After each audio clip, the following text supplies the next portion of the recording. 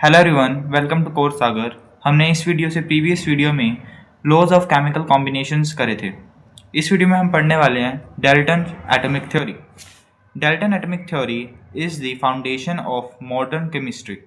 जो Dalton atomic theory है वो मॉडर्न केमिस्ट्री की फाउंडेशन है, उसका बेस है। जो आज की हमारी केमिस्ट्री है उसका बेस है Dalton atomic theory. It explained matter logically at a time when atoms couldn't be seen। इसने मैटर को तब एक्सप्लेन किया जब एटम्स के बारे में हमें कुछ पता भी नहीं था, तब इसने लॉजिकली मैटर को एक्सप्लेन करा। ठीक है, तो देखते हैं अब ये थ्योरी क्या थी। फर्स्ट पॉइंट है इसका, matter consist of indivisible atoms.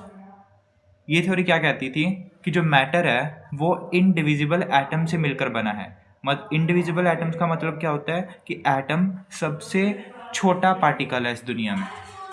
मतलब कि मैटर का जो सबसे छोटा पार्टिकल है वो कौन है? एटम। ठीक है, तो ये थ्योरी क्या कहती थी कि जो मैटर है वो इनडिविजिबल एटम से बना है। मतलब कि इसने क्या कहा कि जो एटम है वो मैटर का सबसे छोटा पार्टिकल है, उससे आगे हम एटम को और डिवाइड नहीं कर सकते। ठीक है, वो इनडिविजिबल है एटम। तो मैटर किससे बना है? इंडिविजिबल एटम से। सेकंड पॉइंट है, all atoms of given element are identical in mass and properties.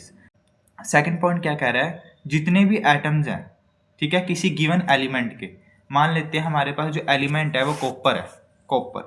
ठीक है, कॉपर की हम मान लेते हैं हमारे पास कोई रोड है।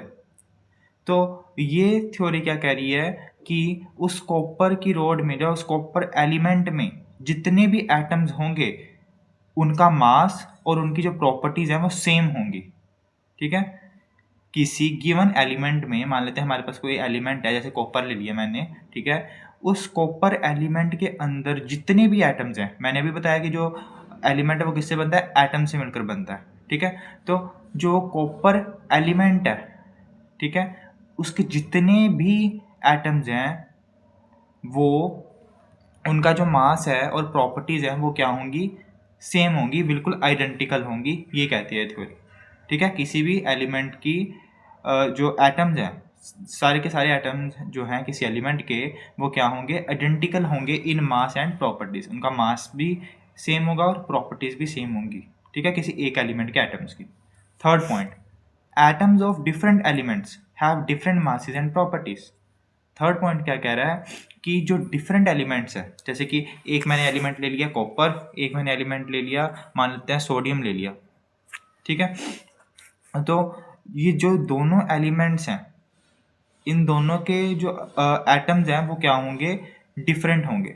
ठीक है, सोडियम एलिमेंट के जो एटम है वो डिफरेंट होगा कॉपर एलिमेंट के एटम से। मतलब कि डिफरेंट एलिमेंट के जो एटम्स हैं वो भी डिफरेंट होंगे। कैसे डिफरेंट होंगे? इन मासेस एंड प्रॉपर्टीज। मतलब कि उनके डिफरेंट मास होगा और डिफरेंट ही प्रॉपर्टीज होगी। अलग अलग एलिमेंट्स के एटम्स की जो प्रॉपर्टीज और मास हैं वो क्या होंगे? डिफरेंट होंगे। ठीक है, जैसे एग्जांपल दिया मैंने सोडियम और कॉपर का, कि जो सोडियम है वो अलग एलिमेंट है, कॉपर अलग एलिमेंट है, इसलिए सोडियम के जो एटम्स का जो मास होगा और प्रॉपर्टीज होंगी वो कॉपर के कॉपर के एटम्स के मास और प्रॉपर्टीज से क्या होंगी? डिफरेंट होंगी। ठीक है, फोर्थ पॉइंट क्या कह रहा है इस थ्योरी का, कंपाउंड्स आर फॉर्म्ड, या फॉर्म्ड आएगा, compounds are formed when atoms of different element combine in a fixed ratio। ये पॉइंट क्या कह रहा है? कंपाउंड कब बनते हैं? कंपाउंड तब बनते हैं जब अलग एलिमेंट्स के जो एटम्स हैं, डिफरेंट एलिमेंट्स के जो एटम्स हैं वो कंबाइन होते हैं फिक्स्ड रेशियो में। जैसे हम एग्जांपल ले सकते हैं वाटर का, H2O। ठीक है, ये कंपाउंड है, तो आप देख सकते हो इसके दो एटम्स हाइड्रोजन के और एक एटम ऑक्सीजन का कंबाइन हुआ है। ठीक है, तो ये फिक्स्ड है, ये रेशियो फिक्स्ड है कि वाटर का मॉलिक्यूल बनाने के लिए जो हाइड्रोजन के दो एटम और ऑक्सीजन का एक एटम लगेगा। ठीक है, तो इसलिए यहाँ कहा गया है कि कंपाउंड्स तब बनते हैं जब एटम जो हैं वो डिफरेंट एलिमेंट्स के हों। यहाँ एलिमेंट्स भी डिफरेंट है, हाइड्रोजन अलग एलिमेंट है, ऑक्सीजन अलग एलिमेंट है।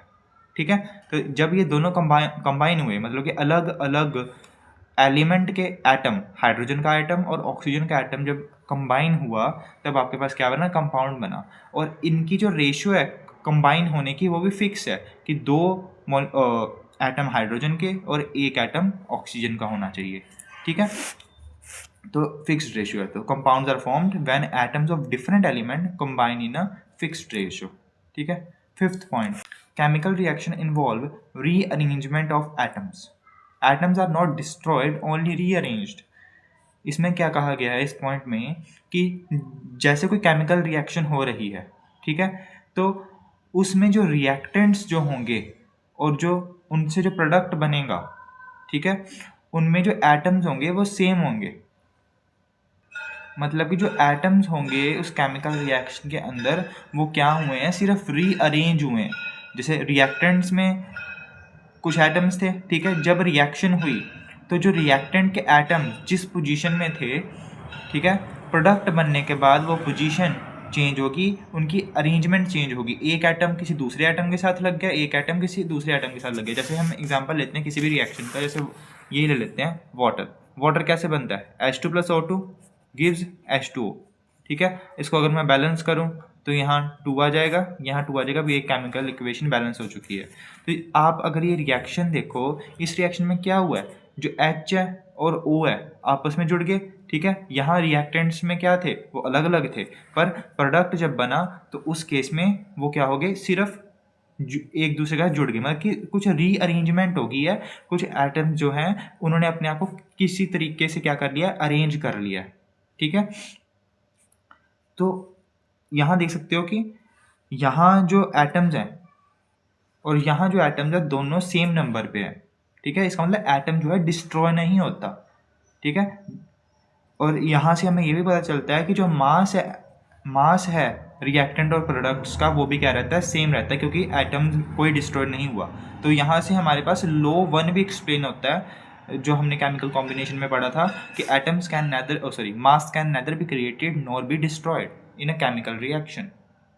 वही ये पॉइंट कह रहा है कि जो केमिकल रिएक्शन है उसमें एटम्स की सिर्फ रीअरेंजमेंट होती है। ऐसा नहीं है कोई एटम केमिकल रिएक्शन में गायब हो गया, जो कोई एटम एक्स्ट्रा आ गया, ऐसा नहीं होता। मतलब कि ये लॉ जो हमने पहला लॉ पढ़ा था, law of conservation of mass, उसको बता रहा है, ठीक है। तो chemical reaction involve rearrangement of atoms. Atoms are not destroyed, only rearranged, सिर्फ रीअरेंज हुए हैं, कोई एटम गायब नहीं हुआ या डिस्ट्रॉय नहीं हो गया, ठीक है। ये थी कुछ पॉइंट्स डेल्टा एटॉमिक थ्योरी के। अब हम इस थ्योरी की कुछ लिमिटेशंस देखते हैं, इस थ्योरी की क्या कमियां थी। देखिए, फर्स्ट पॉइंट है, atoms are divisible as electron, proton, neutrons exist. हमने फर्स्ट पॉइंट में क्या पढ़ा था इस थ्योरी के कि जो मैटर है वो किससे बना है, इनडिविजिबल एटम से बना है। मतलब कि जो एटम्स हैं वो क्या इनडिविजिबल है, सबसे छोटा जो पार्टिकल है वो कौन है, एटम है, और उससे आगे हम एटम को और डिवाइड नहीं कर सकते। एटम सबसे छोटा पार्टिकल है, बट आगे जब स्टडीज हुई तो उसमें पता चला कि जो एटम है वो डिविजिबल है। एटम से भी छोटे पार्टिकल्स हैं, जैसे इलेक्ट्रॉन्स, प्रोटॉन्स, न्यूट्रॉन्स, ये एटम से भी छोटे पार्टिकल्स एग्जिस्ट करते हैं, ठीक है। Atoms are divisible as electrons, protons, neutrons exist, क्योंकि इलेक्ट्रॉन्स, प्रोटॉन्स और न्यूट्रॉन्स क्या करते हैं, एग्जिस्ट करते हैं, जो कि एटम से भी छोटे हैं। तो एटम क्या हुआ, डिविजिबल हुआ, इनडिविजिबल नहीं हुआ। तो ये थी इसके एक कमी। दूसरा, atoms of same element can have different masses which are called isotopes. इसमें क्या कहा गया है कि जो एटम्स हैं सेम एलिमेंट के, ठीक है, हमें ये थ्योरी क्या कहती थी, डेल्टा एटॉमिक थ्योरी, कि कोई गिवन एलिमेंट है, ठीक है, उसमें जैसे दूसरा पॉइंट है, कोई गिवन एलिमेंट है हमारे पास, जैसे मैंने कॉपर का, अकेले कॉपर का एग्जांपल लिया, तो वो कॉपर जो होगा उसके सारे एटम्स का जो मास होगा और जो प्रॉपर्टीज़ होंगी वो क्या होंगी, आइडेंटिकल होंगी। बट आगे हमें क्या पता चला कि जो एटम्स है of same element can have different masses, कि सेम एलिमेंट के एटम्स जो होते हैं उनके भी डिफरेंट मासेस हो सकते हैं, ठीक है। और ऐसे एटम्स को हम क्या कहते हैं, आइसोटॉप्स कहते हैं। फॉर एग्जांपल मैं आपको एग्जांपल देता हूँ हाइड्रोजन का।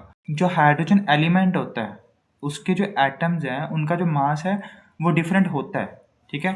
एक एलिमेंट जैसे हाइड्रोजन, इसका मास क्या है, 1। एक ऐसा एलिमेंट है नहीं, एक हाइड्रोजन ऐसा भी है जिसका मास 2 है और एक 3 भी है, ठीक है। इसको हम क्या कहते हैं, प्रोटियम कहते हैं, जिसका मास 1 होता है। दूसरे वाले को ड्यूटेरियम, ठीक है, और ये ट्रिटियम, ठीक है।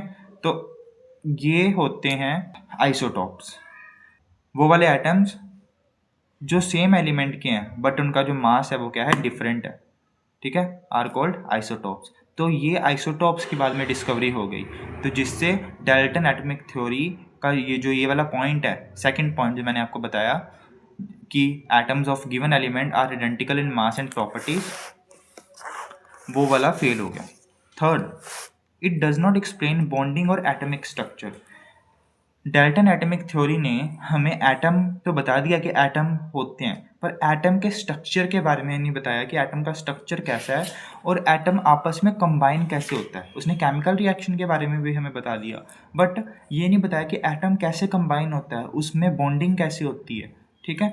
तो वो चीज़ें डाल्टन ने एक्सप्लेन नहीं करी। तो ये थी आपकी डाल्टन एटॉमिक थ्योरी और उसकी कुछ लिमिटेशंस।